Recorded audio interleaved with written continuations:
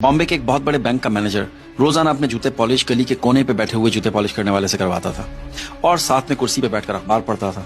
एक दिन सुबह जब वो अपने जूते पॉलिश करवा रहा था तो पॉलिश करने वाले आदमी ने उससे पूछा कि साहब आजकल स्टॉक एक्सचेंज का क्या हाल है।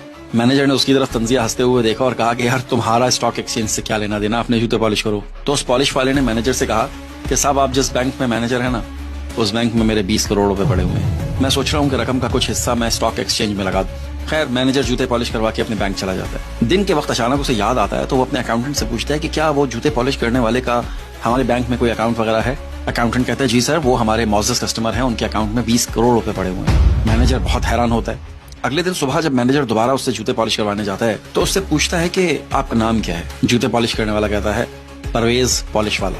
मैनेजर उससे कहता है कि मिस्टर पॉलिश वाले, मैं आपको अपने बोर्ड की मीटिंग में अगले हफ्ते मेहमान खसूसी बुलाना चाहता हूँ।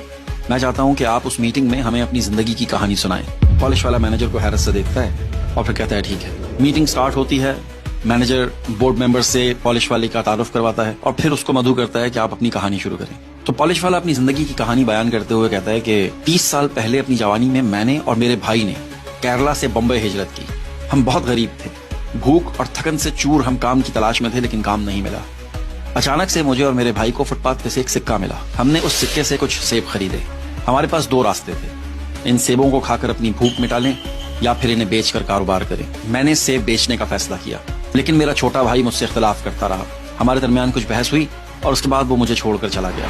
मैंने वो सेब बेचे और उन पैसों से मजीद सेब खरीदे।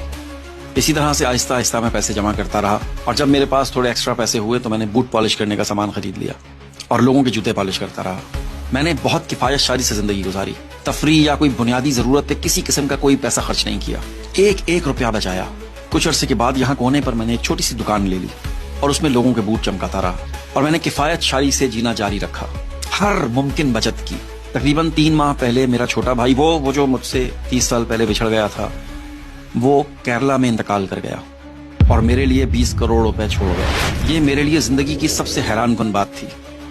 लेकिन इससे भी बड़ी हैरानगी मुझे इस बात पर हुई जब आपने ये समझा कि मैंने 20 करोड़ रुपए जूते पॉलिश करके कमाए हैं। इस कहानी को आपने भी बड़े गौर से सुना और कहते हैं कि गौर से सुनना, देखना, पढ़ना